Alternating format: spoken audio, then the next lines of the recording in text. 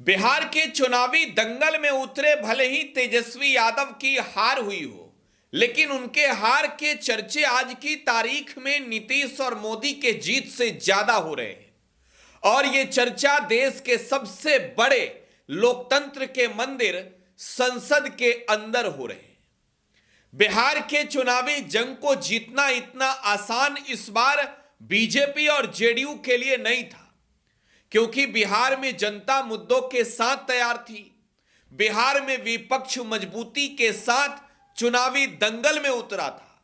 लेकिन बिहार के चुनावी नतीजे जो आए, उस नतीजे ने बिहार में हर एक लोगों की नींद उड़ा दी। बिहार के चुनावी नतीजों ने देश से लेकर विदेश तक में बैठे लोगों को चौंका दिया।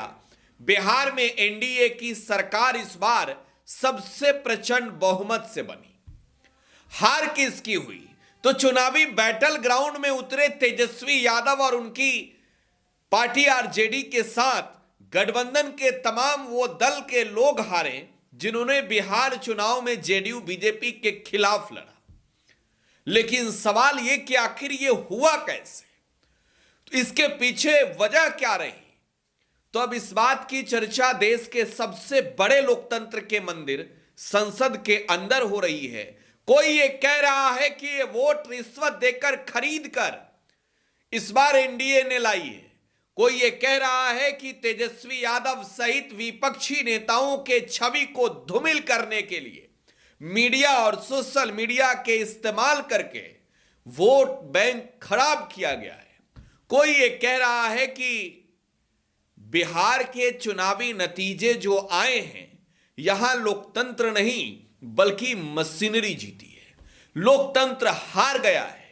तो चलिए अब सीधे संसद के अंदर नेताओं के उन बयानों को सुनवा देते हैं जिन नेताओं ने संसद के अंदर बैठ के आज की तारीख में जब इलेक्शन रिफॉर्म पे चर्चा हुई तो उस चर्चा में अपनी बातें रखी है। बीजेपी जेडीयू वाले तो मोदी जी और नीतीश जी का चेहरा लिए घूम रहे हैं, लेकिन असल बात विपक्ष में बैठे लोग बता रहे हैं। धरती और राजपाट पे 90 भाग हमारा है। उसी विचारधारा को लेकर परम आदरणीय समाजवाद के प्रोधा लालू प्रसाद यादव जी जब 1990 में सत्ता में आए तो जो भेदभाव था, ऊंच नीच छुआछूत का जो वातावरण था, जो गरीब गुरुओं का जो दमन होता था, उसके विरुद्ध उन्होंने वो व्यवस्था परिवर्तन की बिहार में लड़ाई लड़ी। अगर उस व्यवस्था परिवर्तन की लड़ाई समाजवाद के प्रोधा परम आदरणीय लालू प्रसाद यादव जी नहीं लड़े होते तो आज हमें इस तरह का सुंदर बिहार देखने को नहीं मिलता साथी, देखने को नहीं मिलता, जिसे ये जंगल राज कहते हैं। महोदय, हम एक दो बातों का जिक्र करना चाहेंगे। आचार संहिता उल्लंघन, आचार संहिता लागू हुई 6 अक्टूबर को। उसके बाद सरकार ने चुनाव के बीच में 10,000 की राशि महिलाओं के खाते में भेजी, तकरीबन 40,000 करोड़ रुपया। महोदय, 17 अक्टूबर, 2 नवंबर और 7 नवंबर 2025 को 3 किस्तों में भेजी गई। यह सीधे सीधे आचार संहिता की धारा 7 का उल्लंघन है, जो आर्थिक लाभ बांटने पर रोक लगाती है। क्या यह खुलेआम वोट खरीदने का सरकारी इंतजाम नहीं था महोदय? क्या चुनाव आयोग को यह दिखाई नहीं दिया, यह दिखाई नहीं दिया या यह दिखाने की अनुमति नहीं थी? महोदय, इसी तरह जीविका दीदी, आंगनबाड़ी सेब का आशा कार्यकर्ताओं पर अभूतपूर्व दबाव डाला। 19 अक्टूबर से 16 नवंबर तक कई जिलों में सरकारी अधिकारियों ने कहा फंड तभी मिलेगा जब किसी एक दल के साथ आप उनका समर्थन करोगे। महोदय, हम 1 मिनट टाइम लेंगे। इन सब के बीच चुनाव आयोग की भूमिका सबसे बड़ी चिंता का विषय रही महोदय। वीवीपैट की स्वतंत्र जांच होनी चाहिए। 10,000 रुपए के ट्रांसफर पर कोई नोटिस अभी तक आयोग के तरफ से जारी नहीं की गई है। हम जरूर ये कहेंगे महोदय, यह जनादेश नहीं था, यह जनादेश का प्रबंधन था महोदय। हमारे कांग्रेस पार्टी और जितने भी विरोधी दल के साथियों ने जो मांग की है, हम आग्रह करेंगे सरकार से कि आप ईवीएम को खत्म करते हुए आप बैलेट पेपर में चुनाव करा करके आप देख लीजिए आप में कितनी ताकत है। आपने बिहार तो जीतने का काम किया है, बंगाल में अभी चुनाव है, आप में अगर दम है तो आप बंगाल में बैलेट पेपर के साथ चुनाव करा करके देख लीजिए, उसके बाद आपको अपनी हैसियत पता चल जाएगी। अध्यक्ष महोदय, चुनाव जीते जाते हैं, हारे जाते हैं। कभी कोई चुनाव जीतता है, कभी कोई चुनाव जीतता है। एक समय था जब हम लोग कांग्रेस पार्टी से लड़ते थे, और एक समय आ गया कि जब हम आपसे लड़ रहे हैं। चुनाव कभी ये जीतते हैं, कभी वो जीतते हैं, कभी मैं जीतता हूं। एक समय था अध्यक्ष महोदय, में 5 लोकसभा का सांसद था यहां। इस बार हम लोग भारतीय जनता पार्टी को दूसरे नंबर करके सबसे 1 नंबर पे समाजवादी पार्टी आई। ये लोकतंत्र को सबसे ज्यादा कमजोर कर रहा है। 10,000 बिहार में बांट दिए। अभी सुना है कि बहुत सारी महिलाओं ने कई जिलों में आंदोलन किया है। वो 10,000 के वादे से मुकर रहे हैं लोग। और मुझे याद है कि जिस समय उत्तर प्रदेश में मैं फ्री मोबाइल देने जा रहा था, कैबिनेट से मैंने पॉलिसी पास की थी, लेकिन यही बीजेपी के लोग चिल्ला चिल्ला करके उसको कह रहे थे कि चुनाव को इन्फ्लुएंस करने के लिए ये पॉलिसी लेकर के आए हैं, ये बांटने जा रहे हैं, और उसको रोक लगवाने का काम इलेक्शन कमीशन से किसी ने किया था, तो वो भारतीय जनता पार्टी थी। तो एक तरफ तो अपना पैसा दे रहे हैं आप, दूसरी तरफ कोई जनता के लिए अगर कोई पॉलिसी लेकर के आ रहा है उसको रोकना चाहते हैं। ये भेदभाव अगर किसी ने देखा है तो हम लोगों ने देखा। फिर तीसरा, हम चाहते हैं कि मीडिया का जो रोल है चुनाव में, कुछ बात हम लोगों को समझ में नहीं आती। हमारे जो गरीब मतदाता हैं वो कभी कभी अध्यक्ष महोदय हमसे पूछते हैं कि आप तो टीवी पे आते हैं और चले जाते हैं, कुछ लोग टीवी पे आते हैं फिर जाते ही नहीं हैं। ये कारण क्या है? अगर इलेक्शन के समय पर हम पॉलिटिकल पार्टीज को स्पेस अगर बराबर नहीं मिलेगा तो शायद चुनाव निष्पक्ष नहीं होंगे। इसलिए अध्यक्ष महोदय, आपके माध्यम से मेरा सुझाव ये भी है कि चाहे वो प्राइवेट हो चाहे सरकारी हो, मीडिया में बराबर का कहीं ना कहीं हम लोगों को भी स्पेस मिलना चाहिए। इधर एक नई चीज है, नया जमाना है, तो नई चीज है सोशल मीडिया। पहली बार देखने को मिल रहा है कि जहां पर इमेज बनाने के लिए पैसा नहीं खर्च किया जा रहा अध्यक्ष महोदय, दूसरे की इमेज कैसे खराब की जाए उसके लिए पैसा खर्च किया जाता है। जो नकारात्मक जितना कैंपेन है, मैं अध्यक्ष महोदय दावे के साथ कह सकता हूं, हमारे पास कोई एजेंसी नहीं है, कोई सोशल मीडिया टीम नहीं है जो हम नेगेटिव कैंपेन रन कराते हो।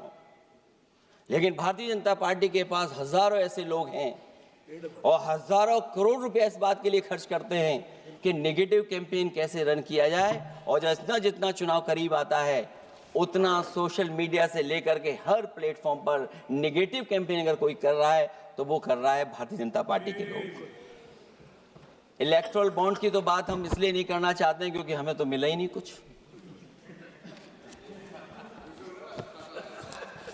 अध्यक्ष महोदय, क्या बात करूं मैं इलेक्टोरल बॉन्ड की? संविधान का किताब लेके घूमते थे सभापति महोदय, संविधान का किताब लेके आते थे, ऐसे ऐसे दिखाते थे। इस सदन में रोज संविधान का किताब ऐसे ऐसे दिखाते थे।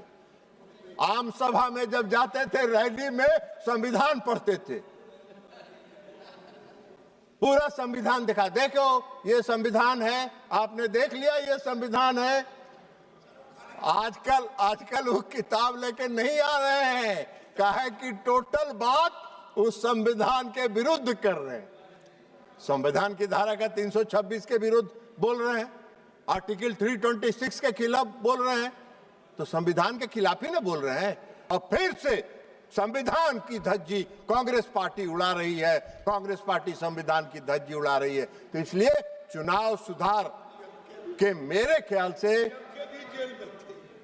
हाँ, मैडम के आदरणीय पिताजी, स्वर्गीय पिताजी करुणानिधि साहब भी जेल में चले गए थे, उनको भी उठा के जेल में बंद कर दिया था। हम लोग उस समय जेल में थे, उनके प्रति काफी सम्मान रहा है, उनके प्रति काफी रेस्पेक्ट था। और इसलिए, लेकिन अब क्या करेंगे, मजबूरी है कि उनकी पार्टी भी उनके साथ लगी हुई है। हम आप लोगों से आग्रह करेंगे, इनका साथ छोड़िए, जितना दिन इनके साथ रहिएगा सबका भट्ठा बैठेगा, कुछ नहीं मिलने वाला है। अब ये हंस रहे हैं, मुख्यमंत्री का शपथ लेने वाले पार्टी के नेता माननीय अभय जी हंस रहे हैं। अब 79 से 25 पर आ गए, तब क्या करिएगा अभय जी? जनता का निर्णय स्वीकार करिए, गले लगाइए। हाँ, हम 7 से बढ़ते चले गए, घटने का काम नहीं हुए, चिंता मत करिए। और इसलिए महोदया, मैं मानता हूं कि हमारा जो चुनाव प्रणाली है, हमारी जो चुनाव प्रक्रिया है, वो विश्व में सर्वश्रेष्ठ है। इसमें किसी सुधार की आवश्यकता नहीं है। आज मनीष तिवारी जी 10,000 रुपए की बात कर रहे थे, लेकिन मनीष तिवारी जी अगर यह भी बताए होते कि किस नियम के तहत माननीय नेता प्रतिपक्ष और तेजस्वी जी ने बिहार में कहा था कि हम हर घर को नौकरी देंगे, इसके पैसे कहां से आएंगे, तो हमारा ज्ञान में वृद्धि होती। बहुत प्रकांड विद्वान है। इन्होंने बिहार के चुनाव में वादा किया था 2,70,00,000 लोगों को सरकारी नौकरी देंगे, और ये हर जगह बोर्ड लगा था, राहुल तेजस्वी आएंगे, हर घर में सरकारी नौकरी लाएंगे। लेकिन दिक्कत यह है कि इनके दावों को बिहार की जनता बहुत अच्छे से समझती है, और यही कारण है कि बिहार की जनता ने 2,70,00,000 पर भरोसा नहीं किया, परंतु मोदी के गारंटी में भरोसा किया। यह सबको बताना चाहिए कि आप बोले थे 2,70,00,000 लाएंगे, कहां से 15 लाख करोड़? तो केवल इसी की जरूरत है। 3.5 लाख के बिहार के बजट में आप इसकी चर्चा भी नहीं करते। और अगर आप 2,70,00,000 नौकरी दे देंगे तो इसका मतलब क्या हुआ कि बिहार की सारी दुकानें बंद हो जाएंगी, सारे उद्योग बंद हो जाएंगे, सारी परिवहन बंद हो जाएंगे, क्योंकि हर घर में अगर सरकारी नौकरी मिल जाएगी तो किसी को काम करने की क्या जरूरत है? तो इस तरह का बकवास केवल और केवल कांग्रेस पार्टी और इंडी गठबंधन ही कर सकता है, जबकि हम लोग कोई लोक लुभावन वादा नहीं करते, हम बिल्कुल जमीन पर काम करते हैं। तो ये संसद के अंदर नेताओं के वो बयान हैं जिस बयान में बिहार की चर्चा हो रही है, बिहार के चुनाव की चर्चा हो रही है, बिहार चुनाव के नतीजों की चर्चा हो रही है, बिहार के जनता के जनादेश की चर्चा हो रही है। हाल ही में तेजस्वी यादव भी एक इंटरव्यू में ये चीजें बता चुके हैं कि बिहार में 40,000 करोड़ रुपए रिश्वत देकर वोट सरकार ने हासिल किए। आप क्या सोचते हैं?